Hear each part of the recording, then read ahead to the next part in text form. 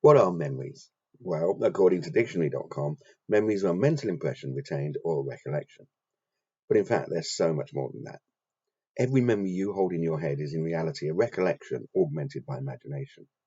Now, if you don't believe me, just speak to any family member or friend about an event that you shared in the past and then see how their memory of it differs from your own. I mention this because memory and imagination are two of the major elements in The Ocean at the End of the Lane, which has recently opened at the Duke of York's Theatre. After his father's funeral, a man takes a walk down the lane to revisit the place where his childhood best friends used to live. It's called Hempstock Farm and is a special place that he remembers not only for his friend, but also because of the duck pond, which in their childish imaginations became an ocean. As he stands and contemplates the pond, he is joined by old Mrs. Hempstock, played by Penny Layden. As the two of them reminisce, we are transported back with them to the man was a 12-year-old boy, played by James Bamford, living with his father, Nicholas Tennant, and sister, Grace Hogg Robinson. Times are hard for the family, and the boy has to share a room with his sister, so his bedroom can be rented out to a lodger. The boy is pretty much of a loner, preferring to spend time with books rather than people, until one day he meets Ginny Hempstock, Siobhan Harrison, who introduces him to her mother, Nina Towle, and the grandmother, old Mrs. Hempstock.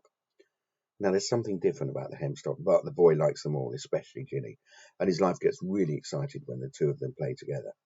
However, things never stay the same, and the combination of his new friend and a new lodger, Ursula Monckton, played by Laura Rogers, moving in, changed the boy's life forever. Based on Neil Gaiman's book of the same name, The Ocean at the End of the Lane has been adapted for the stage by Joel Horwood, and I think I can safely say is unlike anything else you will ever see. Without giving anything away, any production that has a director, Katie Rudd, movement director, Stephen Hoggart, costume and puppet designer, Samuel Wire, puppetry director, Finn Caldwell, and a magic and illusion director and designer, Jamie Harrison, is going to be something out of the ordinary, to put it mildly. The magic begins when you enter the theatre and take your first look at Fly Davis's beautiful but somehow slightly sinister set. And if you think it looks good when you sit down, just wait until the show begins and the real magic begins. Paula Constable's lighting and Ian Dickinson's sound design, together with Derek Bischoff's wonderful music, make the perfect setting for the story itself. In his program notes, Gaiman talks of people seeing themselves in the story, and I have to agree with him. There are certain elements about the boy's character which really resonated with me, particularly the safety he found in reading fantasy books instead of having to deal with the real world, something I do even to this day. Unfortunately, I never had a friend as marvellous, or maybe as excitingly dangerous, as Ginny, but there was so much I could identify with that I had an instant bond with the writing and could and did fall in love with the characters, even when they were doing bad things. So the staging is amazing, the writing is superb, what of the acting? Well, in my humble opinion, if the Olivier's next year do not include James Bamford as Best Actor, there is no justice in the world. Bamford was truly superb. Apart from a small scene at the start and one at the end, Boy is on stage throughout the whole performance. The character is very complex.